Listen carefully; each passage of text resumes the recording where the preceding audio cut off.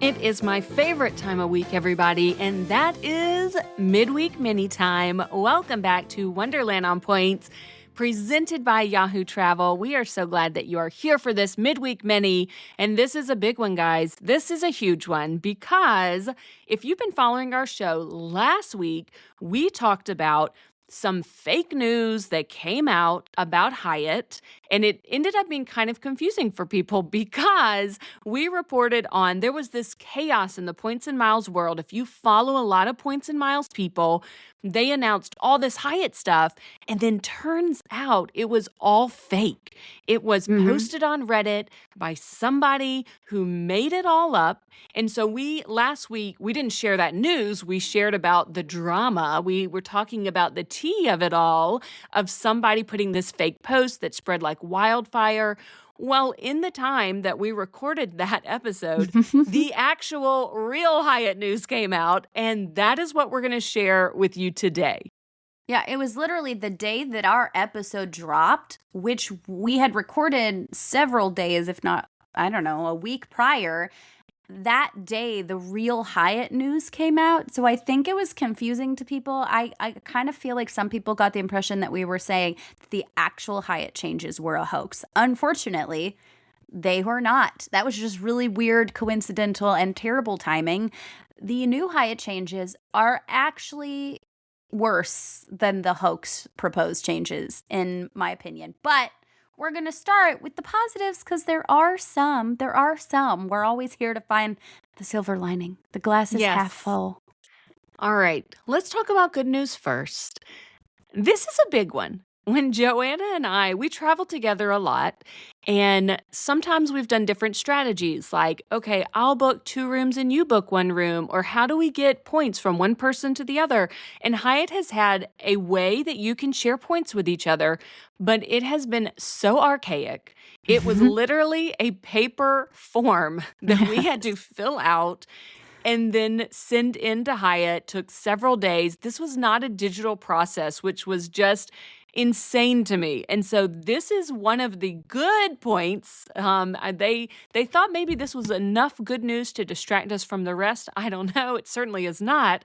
But members will soon, now all of the changes that we talk about today go into effect in May. So not today at the time of this recording and release, but in May of 2026, you will be able to start sharing points digitally with other World of Hyatt members. So this is a win. This is one of the good changes.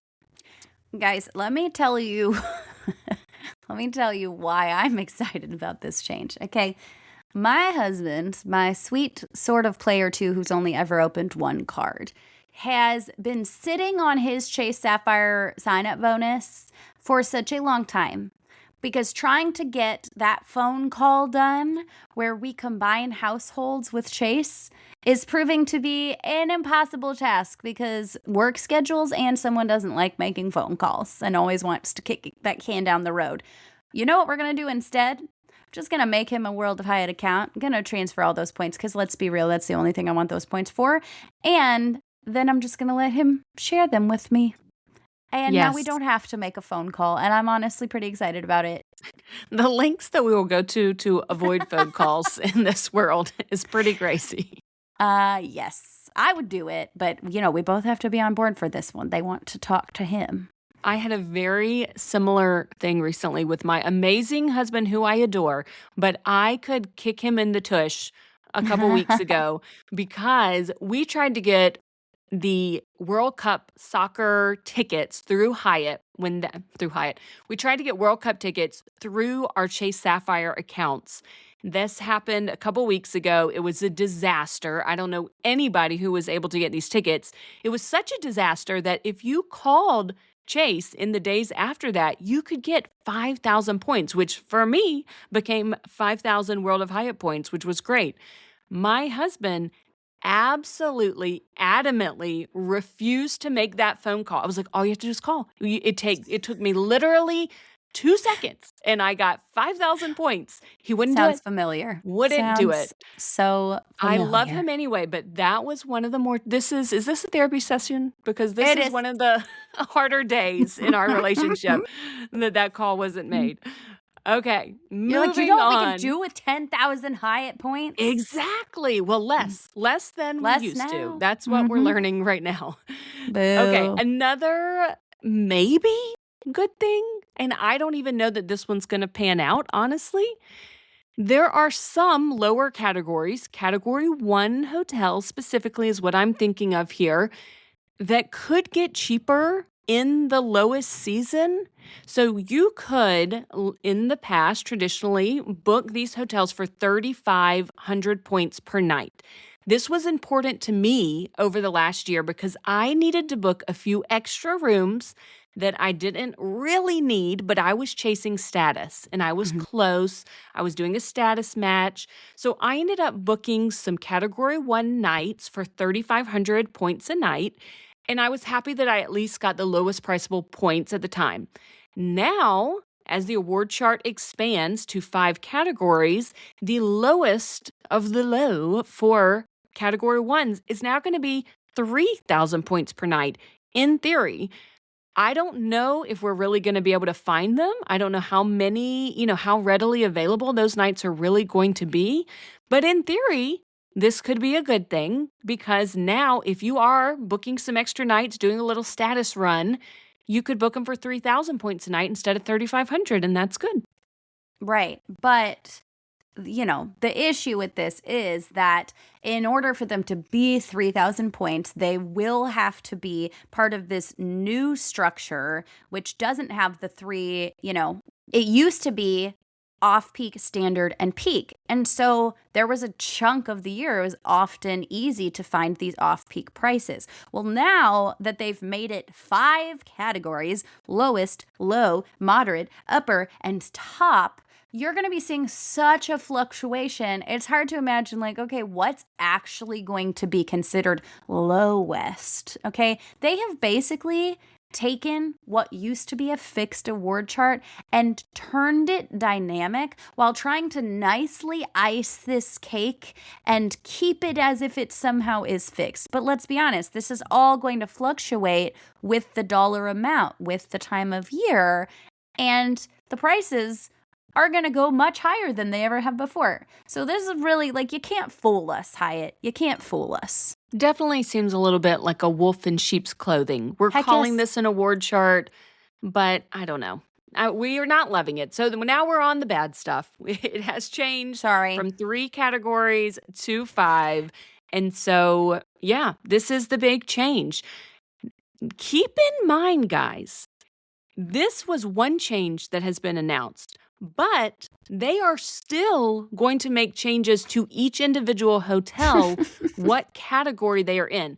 At the moment, even with this new devaluation, they kept 8 categories for regular hotels. We're not talking about the all-inclusives. 8 categories, but now there's 5 different levels of pricing.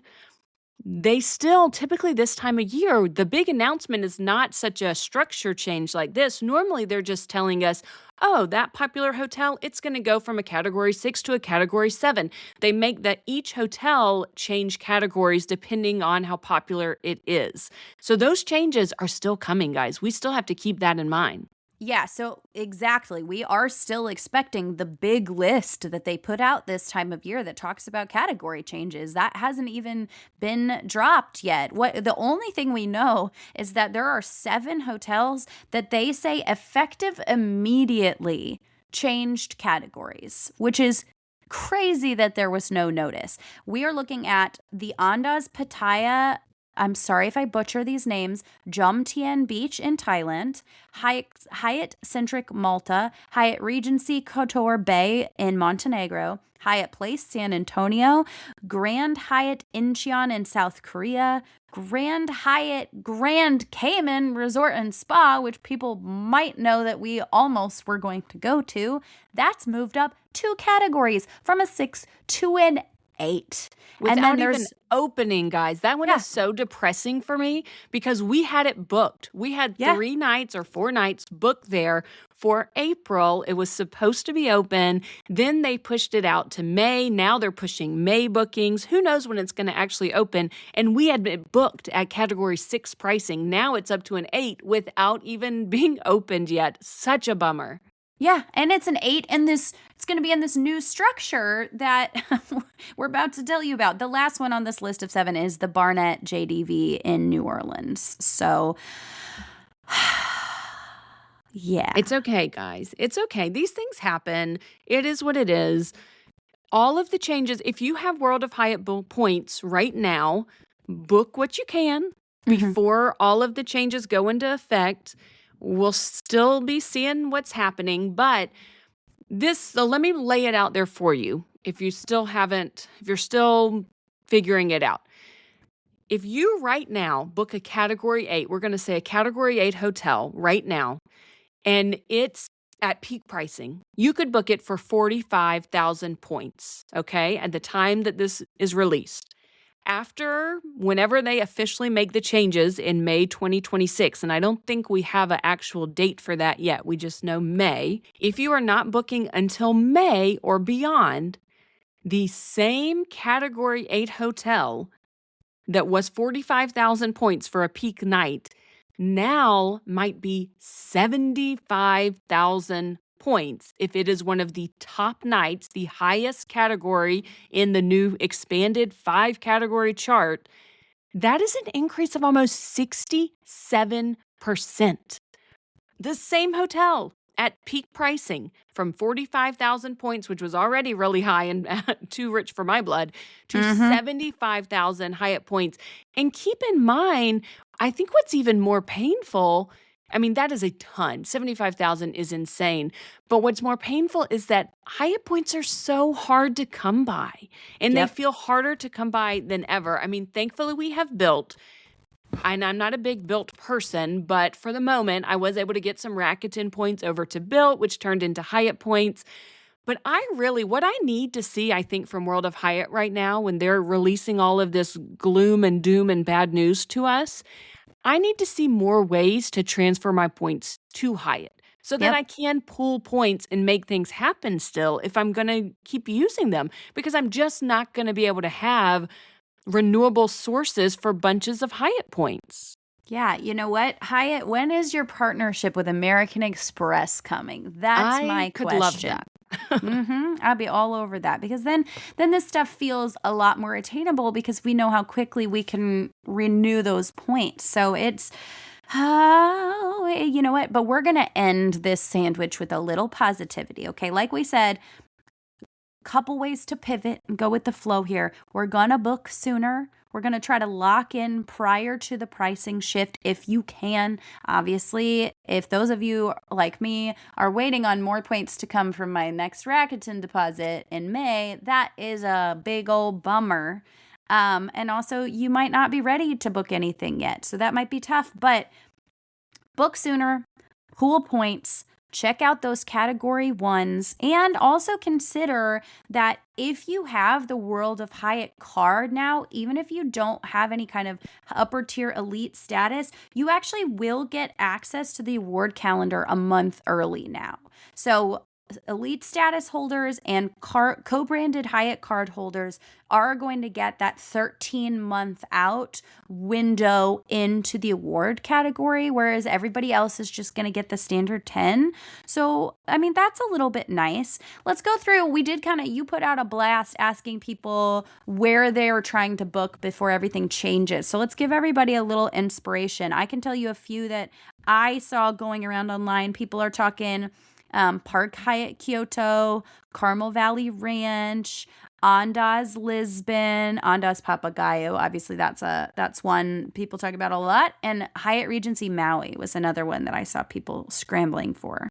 Yeah, I polled some people on Instagram, over at my Instagram at Family Travel for the Win with the number 4. A couple things I got from people on Instagram who replied to my question. Alila Big Sur, That property we have covered on the show. Go back and look for that episode if you're interested in going there. Park Hyatt Tokyo is booked. One of the listeners said she's waiting for Andaz Tokyo to open. She really hopes to book that. Grand Reserve Puerto Rico was mentioned for spring break next year. They're going to try to book that before the opportunity ends. Hyatt Regency Maui, we mentioned that one. That is a very popular hotel. These are just things that some of you guys, another person says Hyatt in Japan's, hoping to make that happen. So be thinking, I actually went on a quest for next January. I like to travel around MLK weekend, and I thought, okay, what is a big fancy Hyatt that I can book because it's going to get too expensive? This is my opportunity to get it before it's too expensive. And in the end, I ended up booking like a Hyatt house. The location that my family ultimately wanted to go to did not have one of these big fancy Hyatts. So whatever, even that Hyatt house, I think, is going to get more expensive. It's in a very popular location. So I'm happy that I at least locked it in before prices go up. Yeah, and that Hyatt place we just talked about in Cabo, I imagine at the more sought-after times of the year, you're really going to see an increase in that one. So get these things in the books if you can, but ultimately, you know what? Hyatt's not dead. We're a little mad at them, but this is the name of the game. Changes happen. We're going to pivot. We're going to stay flexible, and we're going to keep bringing you the best ways to continue to save money, even when not so great things happen. So make sure you're sticking around with us. Follow us on our Instagrams. Join us on the Facebook page. Let's share inspiration with each other and really try to get some things on the book and get everybody inspired. And also make sure that you are signing up for the Why Wonder newsletter, where we join you 2 times a week in your inbox. You can do that at travel.yahoo.com or at the link in our show notes. Ooh, and before we go, we want to tell you about another podcast that we really love. I love it especially because it is by our friend Rhea. We do a lot of chit-chatting about podcasting together. It's called Travel Party of 5. And of course, my family is a party of 5. So I love to hear from other larger families that are doing points and miles. Her kids are in regular school, public school. They, her and her husband, they work full-time, not remote jobs. So they share a lot of their real-life booking strategies, realities of traveling with kids, trip reviews for everything you need to know as a family traveler. Very relatable travel for real families. Check out Travel Party of 5, another great podcast for you. Yeah, guys, if you love us here on Wonderland on Points, you're absolutely going to love Travel Party of 5. So do make sure you go check out their podcast as well. And we will see you here next time. Bye, guys. Thank you so much for joining us for today's episode. We hope you learned something new and feel inspired to plan your next trip. Remember, we're travelers sharing our experiences, not financial advisors. So always do your own research and make informed decisions. If you enjoyed this episode, be sure to like, subscribe, and follow so you never miss a Points and Miles tip. We'll see you next time on Wonderland on Points.